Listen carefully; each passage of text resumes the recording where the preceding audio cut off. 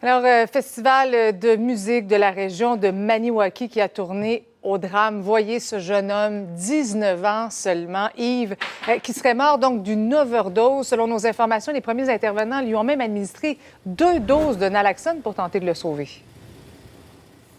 Absolument. Ça a été confirmé tantôt par des paramédics, justement, de l'Outaouais. J'y reviendrai dans un instant parce qu'on a des révélations assez troublantes à cet égard. Vous allez entendre justement la porte-parole, mais revoyons justement les photos de ce jeune homme, Alec Paré, 19 ans. Et pourquoi on vous parle de la Rive-Sud de cet après-midi? C'est parce que le jeune homme habitait justement le quartier Saint-Hubert où on se trouve. On a parlé à son employeur tantôt.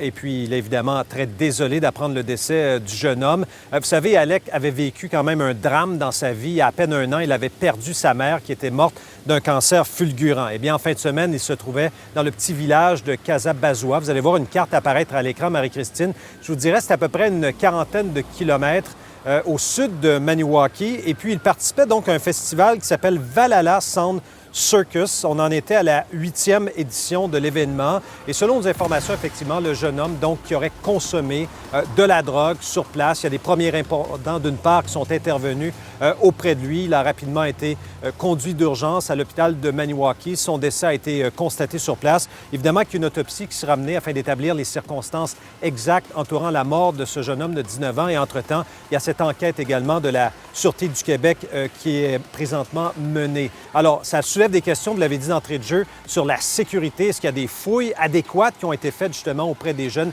festivaliers? Mais je fais entendre son employeur qui m'a accordé cette entrevue tantôt. Le lendemain, je l'ai su. Là. Ça a été très, très difficile. J'ai mal une tête, j'ai eu un peu de trouble à fonctionner hier au matin. En fin de compte, ça s'est passé, j'ai pris le dessus, tout ça.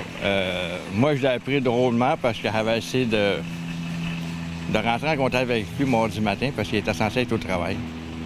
J'ai essayé plusieurs fois de le contacter. Puis en fin de compte, il dit « Ah, je vais aller voir si ça fait Facebook, s'il est en ligne. » C'est là que j'ai appris par ses amis là, qui étaient décédés, tout ça. J'ai appelé son père, Mario, puis là, c'est là que lui m'a appris officiellement qu'il avait été décédé.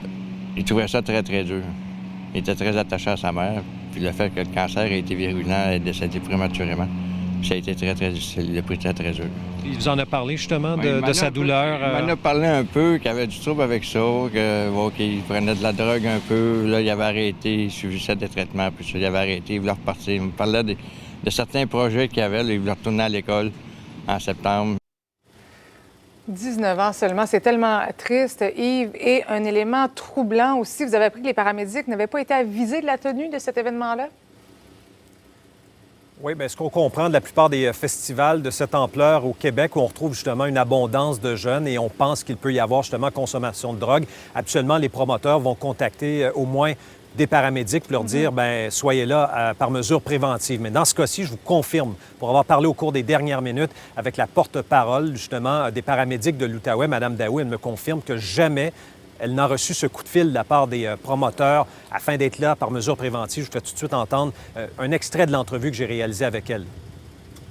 Vous avez demandé d'être là à titre préventif. Aucunement. L'organisation ne nous a jamais approché pour être là en titre préventif là, au festival qui a eu en fin de semaine. Aucun contact a eu lieu avec nous avant l'événement. Et donc, vous avez été appelé d'urgence, je comprends bien.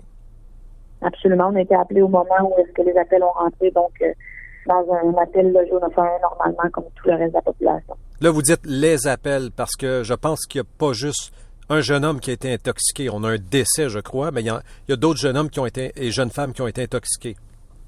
Absolument. On a eu un total de 5 appels au festival durant la fin de semaine, dont le jeune homme que vous me parlez.